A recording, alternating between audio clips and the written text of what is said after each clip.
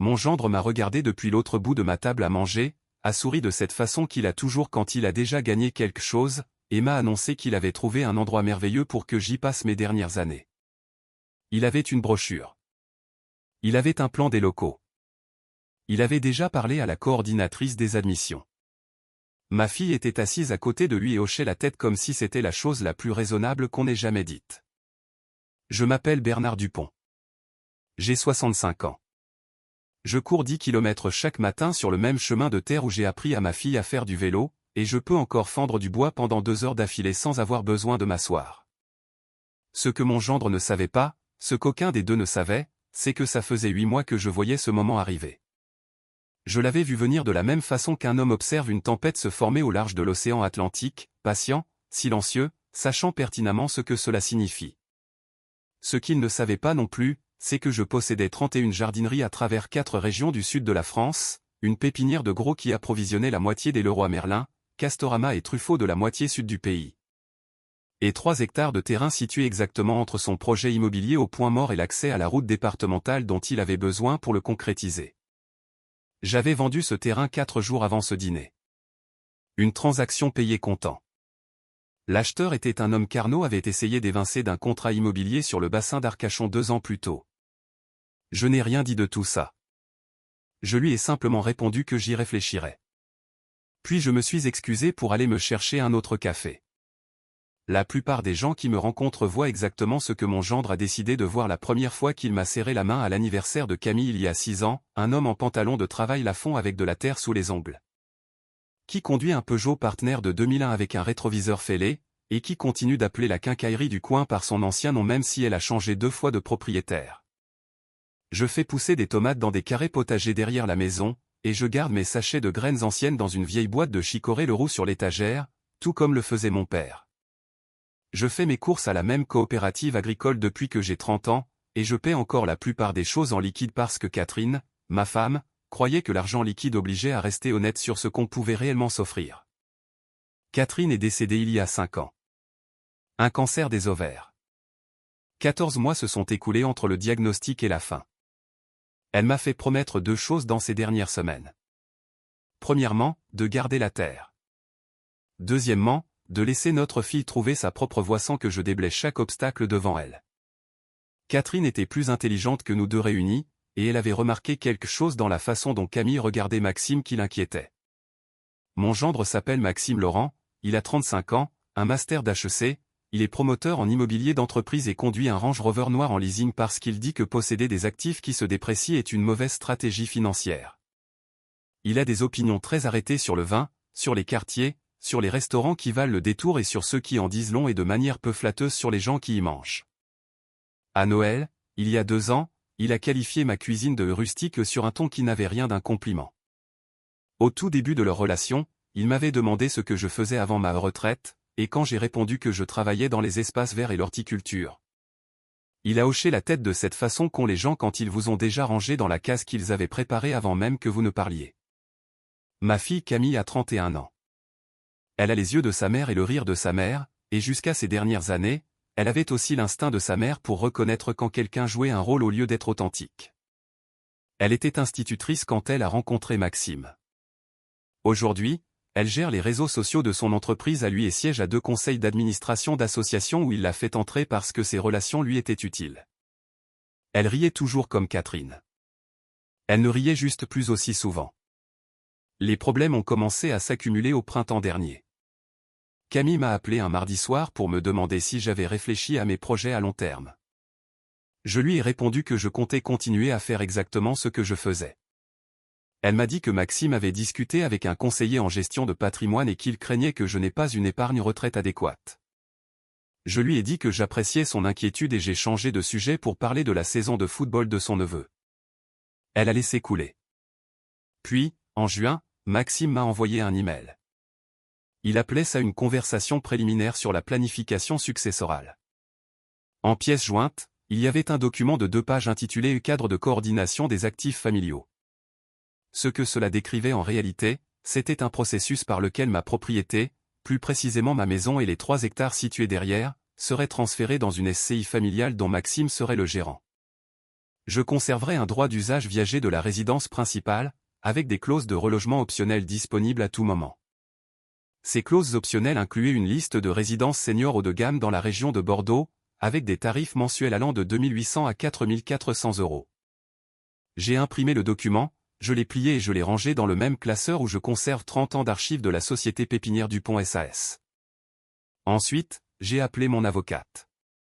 Mon avocate est une femme nommée Maître Nadia Kraibi, avec qui je travaille depuis qu'elle était jeune collaboratrice et que j'ouvrais mon 3e magasin.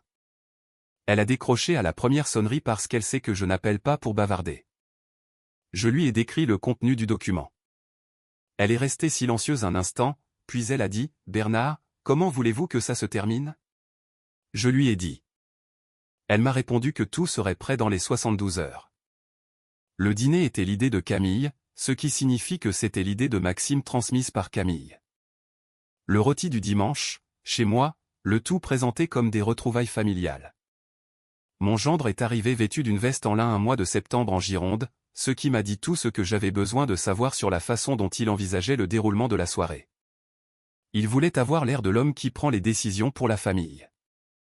Ma fille a apporté une bouteille de vin qu'elle a décrite comme vraiment spéciale, et j'ai pu voir à l'étiquette qu'elle coûtait environ 80 €, ce qui est le prix que Maxime met dans un vin quand il cherche à faire impression plutôt qu'à apprécier un dîner. J'avais préparé un bœuf bourguignon à la façon de Catherine, avec des carottes, des pommes de terre, mijotées à feu doux depuis midi. La maison sentait comme elle sentait le dimanche quand Camille avait 9 ans et faisait ses devoirs sur le comptoir de la cuisine. Nous avons mangé. Maxime a parlé d'un projet au Cap Ferret qu'il était en train de finaliser, 300 logements, un accès direct à la marina, très exclusif. Camille a parlé d'une collecte de fonds qu'elle organisait. J'ai posé des questions sur leur chien. C'était un dîner normal, comme les dîners sont normaux quand tout le monde attend que la vraie conversation commence. Maxime a posé sa fourchette avec la précision minutieuse d'un homme qui a répété ce qui va suivre. Bernard, a-t-il dit, il y a quelque chose que Camille et moi voulons aborder avec vous. Nous avons beaucoup réfléchi à l'avenir de la famille, à votre avenir plus particulièrement. J'ai continué à manger. Cette propriété, a-t-il dit, repose sur une valeur significative qui ne profite à personne en ce moment. Le terrain seul, les 3 hectares derrière la maison, vaut quelque part entre 2 et 2,5 millions d'après les prix actuels du marché. Et la maison vaut probablement 450 ou 500 000 de plus. D'où sortez-vous ces chiffres, ai-je demandé. Il a sorti son téléphone et m'a montré un PDF. Il avait fait estimer le terrain. Mon terrain, sans me le demander. Maxime a fait venir un expert le mois dernier, a dit Camille, sur un ton qui laissait entendre qu'elle pensait que j'étais déjà au courant. Je n'étais absolument pas au courant. Nous voulions avoir des informations précises avant de t'en parler. Je vois, ai-je dit. Papa, Camille a tendu le bras à travers la table. On n'essaie pas de te prendre quoi que ce soit. On veut t'aider. Maxime a étudié ta situation, et on a peur que tu ne sois pas assez couvert. Et s'il t'arrivait quelque chose, si tu avais besoin de soins importants, tu n'aurais peut-être pas les ressources pour. Quelles ressources pensez-vous que j'ai, ai-je demandé. Maxime s'est penché en avant. C'est exactement la conversation que nous voulons avoir.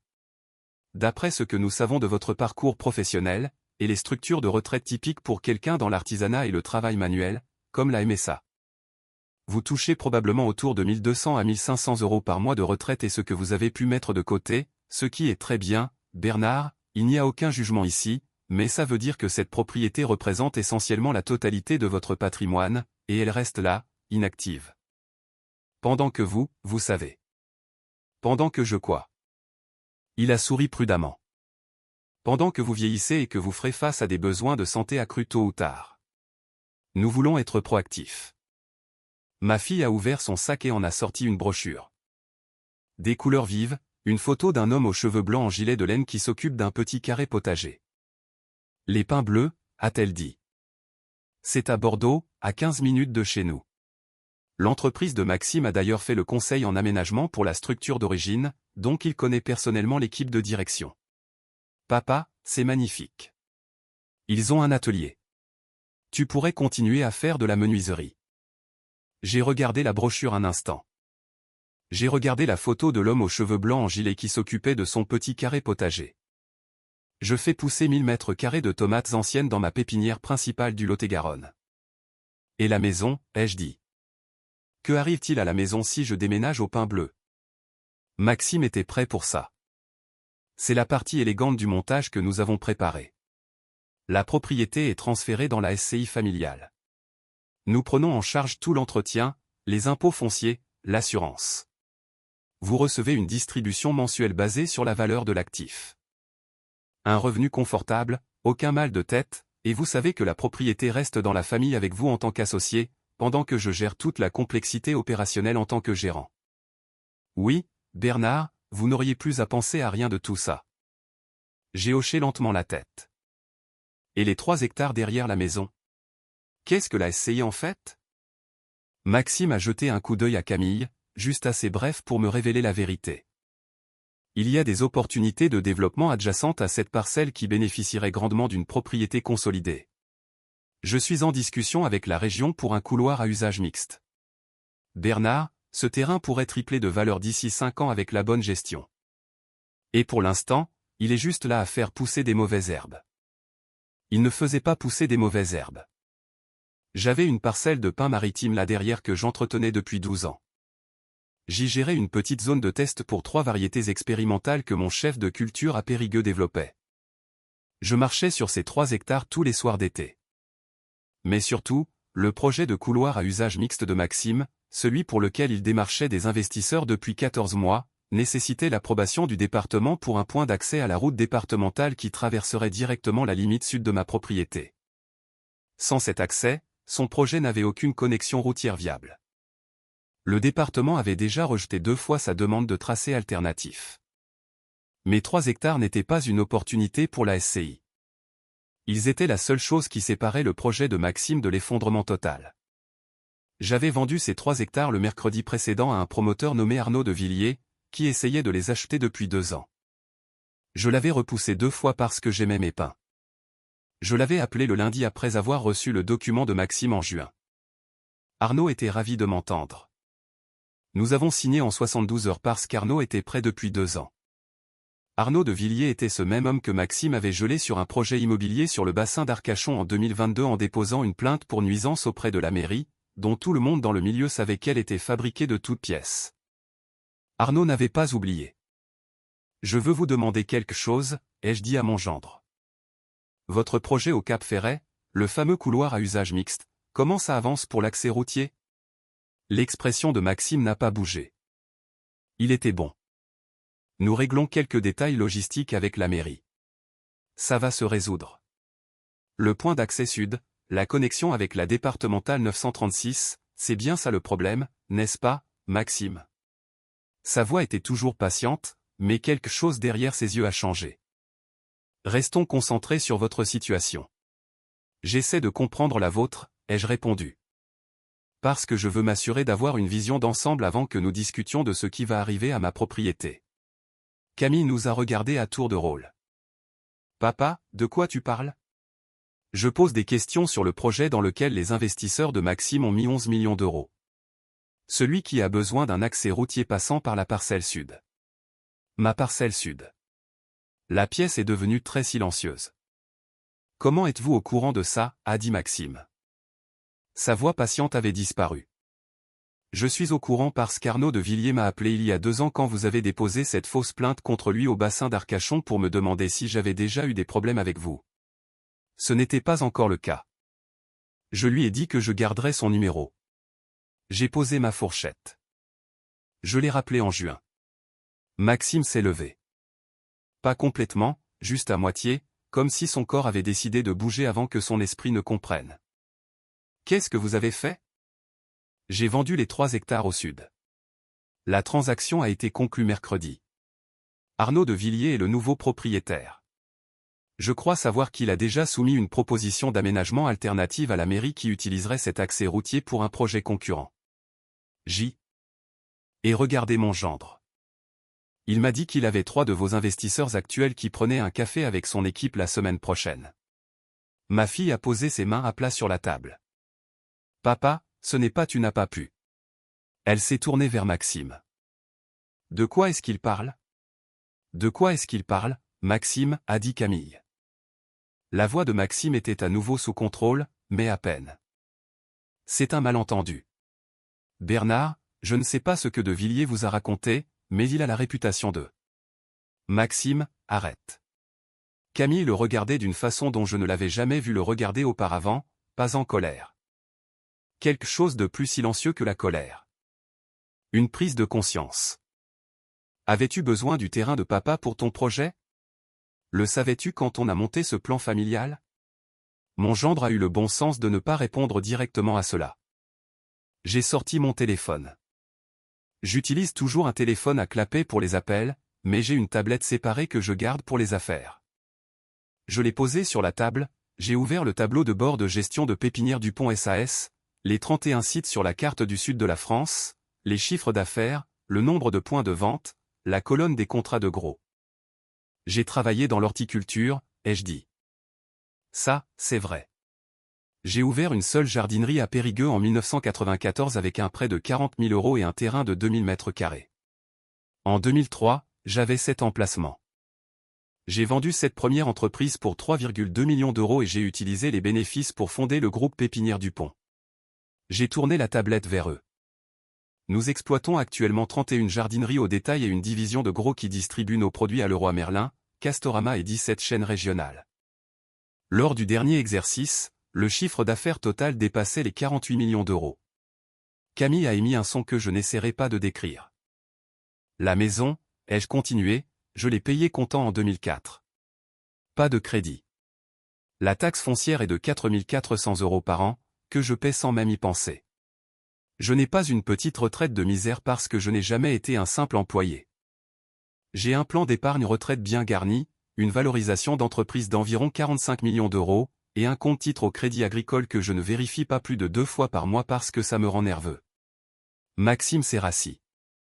Il avait la couleur de la vieille cendre. Je veux être clair sur une chose, ai-je dit. Je n'ai jamais dit à aucun de vous deux que j'avais des difficultés. Je n'ai jamais dit que je ne pouvais pas payer mes factures. Je n'ai jamais demandé d'aide. Je conduis ma vieille camionnette parce qu'elle roule parfaitement, et je ne vois aucune raison de remplacer les choses qui fonctionnent. Je fais mes courses là où je les ai toujours faites parce que je connais les gens là-bas et que je leur fais confiance. Je porte les vêtements que je porte parce qu'ils sont confortables, et je n'ai aucun intérêt à m'habiller pour obtenir l'approbation de qui que ce soit. J'ai regardé mon gendre.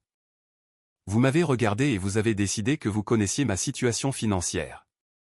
Vous avez décidé que j'étais un problème à gérer, et vous vous êtes servi de ma fille pour mettre la main sur mon terrain. Bernard, ce n'est pas ce que... Ne le dites pas. Ma voix est sortie plus calme que je ne le voulais. Le calme est parfois pire. Ne me dites pas ce que c'était. J'ai votre document. Vous avez fait estimer mon terrain dans mon dos. Vous avez préparé un plan pour transférer ma propriété dans une SCI que vous contrôleriez. Vous avez prévu une maison de retraite. Vous avez apporté des brochures à ma table. J'ai regardé ma fille. Camille, étais-tu au courant pour la route d'accès? Elle n'a pas pu me regarder. C'était une réponse suffisante. Je savais qu'il avait besoin de quelque chose sur le terrain, a-t-elle fini par dire. Il a dit que c'était juste une possibilité. Que tout le monde y gagnerait. T'a-t-il dit que c'était la seule façon pour que son projet survive? Silence. Je me suis levé et j'ai emporté mon assiette dans la cuisine. J'ai pris mon temps. Par la fenêtre au-dessus de l'évier, je pouvais voir la lisière de la forêt où se trouvaient mes pins maritimes. Arnaud m'avait promis de ne pas toucher aux pins. Il allait garder le dernier hectare au sud comme zone naturelle protégée.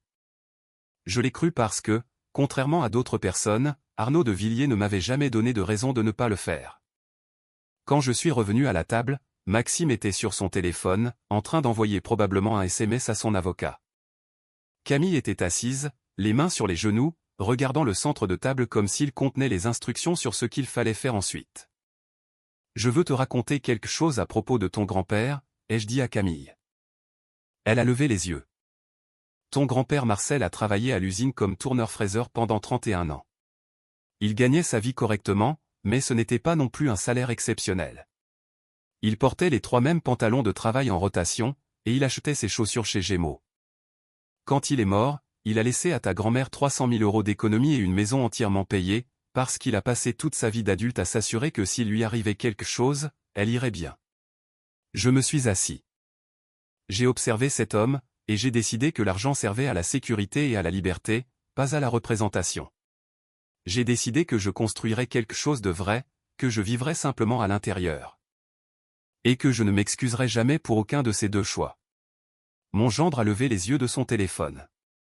Cela ne change rien à la structure juridique de. Vous n'êtes plus sur mes terres, Maxime. Quelle que soit la structure juridique que vous avez construite autour de l'accès à ma parcelle sud, cette parcelle appartient désormais à Arnaud de Villiers. Le problème d'accès de votre projet est maintenant le problème de votre projet. J'ai rempli mon verre d'eau. Et concernant le cadre de coordination des actifs familiaux, je demanderai à maître Nadia Kraibi de vous envoyer une réponse à ce document cette semaine. Elle sera exhaustive. Maxime est parti avant le dessert. Il est sorti sans dire au revoir, ce qui avait au moins le mérite de la franchise. J'ai entendu le Range Rover démarrer et faire crisser les graviers de l'allée, et puis Camille et moi nous sommes retrouvés seuls dans ma cuisine pour la première fois en 3 ans sans que Maxime ne soit assis entre nous. Elle n'a rien dit pendant un long moment. Elle a débarrassé la table sans qu'on le lui demande. Elle a trouvé le liquide vaisselle sous l'évier, à la même place où Catherine le rangeait toujours. Elle a lavé la cocotte et les assiettes, et je les ai essuyées. Et nous l'avons fait en silence, de la façon dont nous le faisions quand elle était au lycée et que quelque chose était trop lourd pour en parler directement. Maman savait, a dit Camille. Ce n'était pas une question. Ta mère savait reconnaître le genre d'homme qui pose les bonnes questions avant de dire qu'il aime quelqu'un, ai-je répondu. Elle a essayé de me le dire. Elle a essayé de te le dire doucement. Camille a posé la dernière assiette sur l'égouttoir. Elle s'est retournée, s'est appuyée contre le plan de travail et m'a regardé de la façon dont elle me regardait quand elle était petite et qu'elle essayait de savoir si elle allait se faire gronder. Tu vas me dire que tu es déçu de moi. Je vais te dire que je m'inquiète pour toi, ai-je répondu. La déception, c'est pour les erreurs. Ce que j'ai vu ce soir, c'était autre chose. Elle s'est mise à pleurer alors, pas de ces pleurs théâtraux qu'elle avait appris quelque part pendant ces années avec Maxime, le genre de pleurs remplis de mots conçus pour détourner la conversation. C'était l'autre genre de pleurs, silencieux, les yeux baissés. Le genre qui arrive quand quelque chose de vrai remonte à la surface. J'ai préparé du thé. Je sais comment préparer le thé parce que Catherine me l'a appris. Il m'a dit que tu allais finir seul, sans aucun plan, a dit Camille en enroulant ses 2 mains autour de sa tasse. Il a dit que tu avais accumulé assez de fierté pour t'y noyer, et qu'à terme la maison aurait besoin de travaux que tu ne pourrais pas payer, et que je me retrouverais à courir partout pour essayer de t'aider sans avoir les moyens. Il a présenté ça comme s'il était pragmatique, comme s'il se souciait de toi. Et tu avais envie d'y croire. Elle m'a regardé. Parce que ça signifiait que tu faisais quelque chose pour ton père, ai-je continué. Ça signifiait que Maxime était quelqu'un qui prenait soin des choses, y compris de ta famille. Je me suis assis en face d'elle. Je comprends ça. Vraiment. J'ai accepté qu'on fasse estimer ton terrain sans te le dire. Sa voix était plate, chargée d'honnêteté. Je sais que c'était mal. Je le savais quand j'ai dit oui. Oui. Pourquoi n'as-tu rien dit plus tôt? Quand tu as reçu l'email en juin. Parce que je voulais savoir où était la limite, ai-je dit. Je voulais savoir si tu allais l'arrêter toi-même. Elle a fermé les yeux. Je ne l'ai pas fait. Non. Elle est restée jusqu'à près de 22 heures. Nous avons parlé de sa mère. Nous avons parlé de la pépinière, sur laquelle elle n'avait jamais posé de questions détaillées et qui s'est avéré être quelque chose qu'elle trouvait sincèrement intéressant quand elle se permettait de l'être. Je lui ai montré des photos sur ma tablette du site de Périgueux qui venait de remporter un prix régional d'aménagement paysager. Elle a ri quand je lui ai montré la photo de mon chef de culture, un jeune de 27 ans nommé Léo, qui s'habillait comme un rappeur et qui avait une compréhension de la chimie des sols plus sophistiquée que tous ceux que j'avais jamais rencontrés. Avant de partir, elle s'est arrêtée à la porte. Papa, le terrain, est-ce qu'Arnaud de Villiers était le bon acheteur? Pas juste, tu sais, pas juste à cause de Maxime. Arnaud va construire un écoquartier avec un parc public et un marché de producteurs sur l'Anglais. Il m'a montré les plans. J'ai pensé à mes pins. Il garde les arbres. Quelque chose dans le visage de ma fille s'est apaisé. D'accord. Elle a dit, c'est bien. Elle m'a serré dans ses bras correctement avant de rentrer chez elle, de la façon dont elle me serrait dans ses bras avant, et non pas cette version de côté qu'elle m'offrait depuis 3 ans. Je suis resté sur le perron à regarder ses feux arrière disparaître et j'ai ressenti ce genre particulier de fatigue qui n'est pas de la tristesse, exactement, juste le poids de la journée qui trouve un endroit où se poser. 3 jours plus tard, Maître Nadia Kraibi a envoyé à Maxime une réponse de 40 pages à son cadre de coordination des actifs familiaux. On m'a dit qu'il a passé une matinée entière au téléphone avec son propre avocat et qu'il n'a parlé de rien d'autre pendant le reste de la semaine. Le projet immobilier, ce couloir à usage mixte, a perdu 2 de ses 4 investisseurs majeurs en l'espace d'1 mois. La mairie a rejeté sa demande d'accès révisée. Maxime a passé la majeure partie du mois de novembre à limiter les dégâts. Je sais cela parce que Camille me l'a dit. Et je sais que Camille me l'a dit parce qu'elle m'a appelé un jeudi après-midi juste pour m'appeler. Pas de but caché. Pas de documents en pièces jointes. Nous avons parlé pendant 45 minutes de tomates. Elle a rappelé le dimanche suivant, et le dimanche d'après, elle a commencé à poser des questions sur la pépinière. Des petites questions d'abord, du genre qui suggérait qu'elle était sincèrement curieuse plutôt qu'elle ne jouait la curiosité. Elle m'a dit qu'elle avait arrêté de gérer les réseaux sociaux de Maxime. Elle a dit qu'il devenait difficile de promouvoir des choses auxquelles elle ne croyait plus. Maxime est venu me voir en décembre, seul. Il conduisait le Range Rover et s'est assis en face de moi à la même table de cuisine, ce que j'ai respecté plus que je ne l'aurais cru. Il ne s'est pas excusé, pas d'une façon qui change quoi que ce soit, mais il a dit quelque chose qui m'a semblé à peu près honnête. Il a dit qu'il avait passé tellement de temps à construire une version de la réussite qui nécessitait que d'autres personnes la financent, qu'il avait fini par ne plus voir la différence entre un vrai plan et une magouille. Je lui ai répondu que la différence résidait dans le fait que l'autre personne ait ou non le choix. Il a encaissé ça pendant un moment. Puis il m'a demandé s'il y avait quoi que ce soit qu'il puisse faire. Je lui ai dit que la première chose était d'arrêter de prendre les décisions à la place de Camille. La deuxième chose prendrait plus de temps et je ne pouvais pas encore lui dire ce que c'était parce que je ne le savais pas moi-même. Et c'était la vérité. Il a hoché la tête. Il s'est levé pour partir et s'est arrêté. Votre entreprise, a-t-il dit, 48 millions de chiffre d'affaires. Vous la dirigez depuis 30 ans. À peu près ça. À partir d'une seule jardinerie. D'un terrain de 2000 mètres carrés et d'un prêt pour lequel j'ai dû supplier. Il a regardé la cuisine, les plans de travail usés, la boîte de chicorée pleine de sachets de graines, et le torchon accroché à la poignée du four qui était assez vieux pour avoir un motif effacé. Vous n'étiez pas obligé de vivre comme ça, a-t-il dit. Ce n'était plus vraiment une accusation, plutôt quelque chose qu'il essayait de comprendre. Je sais, ai-je dit. C'est justement ça le principe. Après son départ, je suis sorti par l'arrière dans le froid et je suis resté à la lisière des arbres pendant un moment. Les pins maritimes sur la parcelle que j'avais vendue étaient juste visibles par-dessus la clôture. Ils étaient sombres, hauts et immobiles. Arnaud n'avait pas encore commencé les travaux. Il m'avait dit au printemps, au plus tôt. J'ai pensé à mon beau-père, le père de Catherine, qui avait travaillé dans cette usine. J'ai repensé à ce qu'il savait sur l'argent et que Maxime avait d'une manière ou d'une autre raté pendant ses 3 années en école de commerce, pas le calcul de l'argent, mais le caractère de l'argent, la différence entre le posséder et être possédé par lui. Mon téléphone a vibré.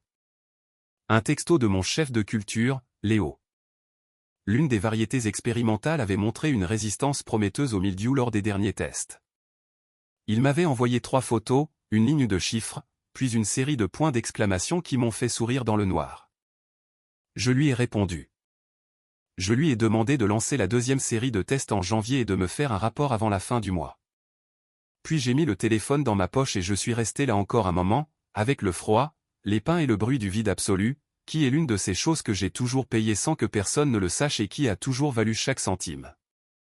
Camille est venue en voiture le samedi suivant avec une cocotte de soupe qu'elle avait préparée elle-même. Elle se tenait dans ma cuisine, lisant la recette sur son téléphone, avec cet air incertain que je ne lui avais pas vu depuis qu'elle avait 19 ans et qu'elle essayait d'apprendre à être une adulte, ce qui est exactement l'âge auquel on est censé avoir l'air incertain. La soupe était trop salée. Je lui ai dit qu'elle était bonne et j'en ai mangé 2 bols, parce qu'il y a certaines choses sur lesquelles un parent ne négocie pas avec la vérité. Et puis je lui ai montré comment ajuster l'assaisonnement comme le faisait Catherine, et nous sommes restés côte à côte dans la cuisine pour corriger la marmite ensemble, et elle a été attentive. Et elle l'a noté dans un petit carnet qu'elle garde dans son sac. Avant de partir, elle a longuement regardé les sachets de graines sur l'étagère. « Est-ce que je pourrais venir voir l'une des pépinières un de ces jours ?» a-t-elle demandé. « Pas en tant que. Je ne sais pas. Pas de manière officielle. Je veux juste voir. » Je lui ai dit que je l'emmènerais au site de Périgueux, la parcelle d'origine, celle que j'avais achetée pour 40 000 € quand j'avais 33 ans, persuadé de savoir exactement ce que je faisais. Tout en ayant complètement tort sur presque tous les détails de la façon dont les choses allaient réellement se dérouler. Elle a dit que ça lui ferait plaisir. J'ai dit que ça me ferait plaisir, à moi aussi. Ce soir-là, j'ai appelé maître Nadia Kraibi. Je lui ai dit que j'avais réfléchi à l'organisation de mon patrimoine et que je voulais entamer des démarches officielles pour une donation-partage, pas une SCI familiale, pas un cadre flou, juste une donation-partage en bonne et due forme comme Catherine et moi en avions toujours parlé. Nadia m'a répondu qu'elle attendait que je passe ce coup de fil depuis environ 5 ans. Je lui ai dit qu'elle aurait dû dire quelque chose. Elle m'a répondu que ce n'était pas comme ça qu'elle facturait ses honoraires.